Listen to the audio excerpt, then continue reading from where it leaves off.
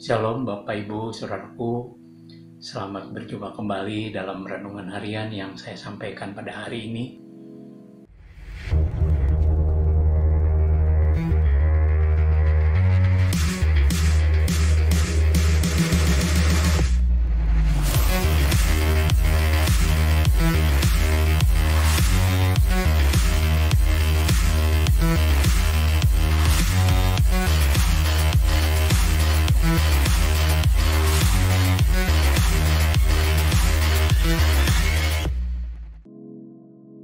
Bapak, Ibu, dan Saudaraku, beberapa hari yang lalu saya sudah menyampaikan tentang perlunya memiliki hati yang lemah lembut.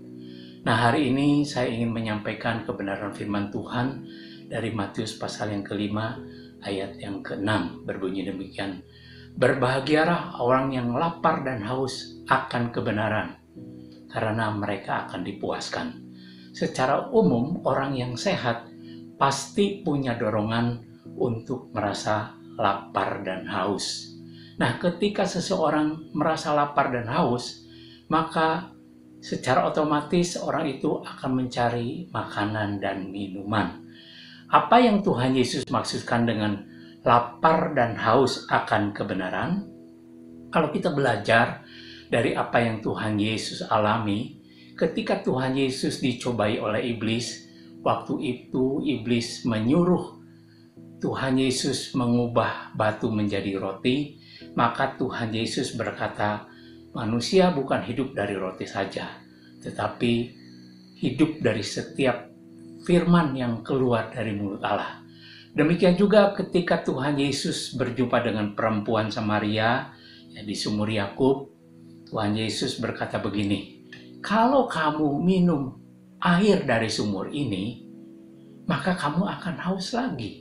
Tetapi kalau kamu minum air yang kuberikan kepadamu, maka kamu tidak akan haus. Bahkan dari dalam hatimu akan memancar aliran-aliran air hidup sampai pada kekekalan.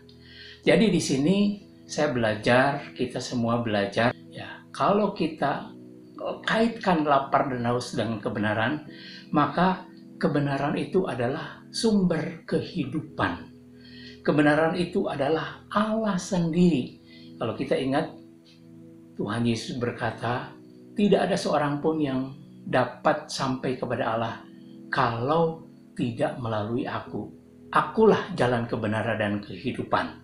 Kemudian kebenaran itu di dalam bahasa Yunaninya adalah aletheia. Artinya kebenaran yang berkaitan dengan kualitas hidup, kebenaran yang berkaitan dengan pengajaran, dan akibatnya kita akan menjadi intim dengan Tuhan. Demikian juga aletheia itu kebenaran yang berkaitan dengan pengenalan akan Allah. Jadi kebenaran itu adalah firman itu sendiri.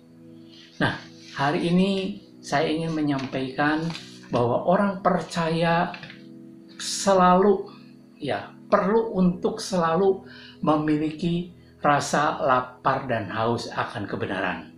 Nah, orang yang lapar dan haus tanpa disuruh, artinya secara otomatis dia akan mencari makanan dan minuman. Demikian juga orang yang lapar dan haus akan kebenaran tanpa disuruh, dia pasti akan mencari Tuhan. Dia pasti akan membaca firman Tuhan. Dia pasti akan merenungkan firman Tuhan. Ya, firman Tuhan itu bukan lagi sebuah kewajiban, tetapi membaca, merenungkan firman Tuhan itu menjadi sebuah kebutuhan. Kembali ke Matius pasal yang kelima ayat yang ke-6, berbahagialah orang yang lapar dan haus akan kebenaran, karena mereka akan dipuaskan. Di sini kata bahagia artinya beruntung, ya. Beruntunglah orang yang lapar dan haus akan kebenaran, karena mereka akan dipuaskan. Nah, beruntung di sini atau berbahagia di sini artinya orang itu akan terus-menerus melakukan hal yang benar di dalam hidupnya. Orang itu terus memiliki kerinduan yang besar untuk bersekutu dengan Tuhan. Mari, pada hari ini kita cek diri kita sendiri. Apakah kita memiliki rasa lapar dan haus akan kebenaran atau tidak. Jadi saya percaya orang yang lapar dan haus akan kebenaran pasti akan dipuaskan. Dia pasti akan merasa kenyang secara rohani, ya. Nah, orang yang puas rohani, bukan puas jasmani, pasti di dalam dirinya ada damai sejahtera dan sukacita dalam segala keadaan. Nah, hari ini kita juga perlu memperhatikan hal-hal apa saja sih yang dapat melenyapkan rasa lapar dan haus akan kebenaran itu. Kalau kita ingat akan perumpamaan Tuhan Yesus tentang seorang penabur, tentang benih yang ditabur, benih ini berbicara tentang firman Tuhan. Nah, benih itu bisa jatuh di pinggir jalan, benih itu bisa jatuh di tanah yang keras, dan benih itu juga bisa jatuh di semak duri. Nah, benih yang jatuh di semak duri itu berbicara tentang orang yang mendengarkan firman Tuhan, tetapi kekhawatiran dan kekayaan, ya, tipu daya kekayaan itu membuat firman Tuhan itu tidak berbuah. Membuat benih firman itu terhimpit, tidak ada pertumbuhan. Itu ditulis di dalam Matius pasal yang ke-13 ayat 22. Nah, di dalam versi Markus pasal yang keempat ayat 19 dikatakan bahwa orang yang mendengarkan firman Tuhan dan kemudian hidupnya diisi dengan keinginan dengan berbagai hal, maka firman Tuhan itu juga akan terhimpit, tidak bertumbuh dan tidak menghasilkan buah di dalam hidupnya. Demikian juga di dalam versi Lukas. Apa sih yang menjadi penghalang daripada rasa lapar dan haus akan firman Tuhan?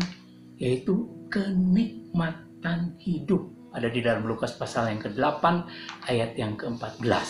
Nah, kalau kita perhatikan, orang yang tidak punya rasa lapar dan haus akan kebenaran firman Tuhan, ketika khawatir, dia pasti akan melupakan Tuhan. Dia pasti akan mencari solusi kekhawatiran itu dengan logika, dengan kekuatannya sendiri.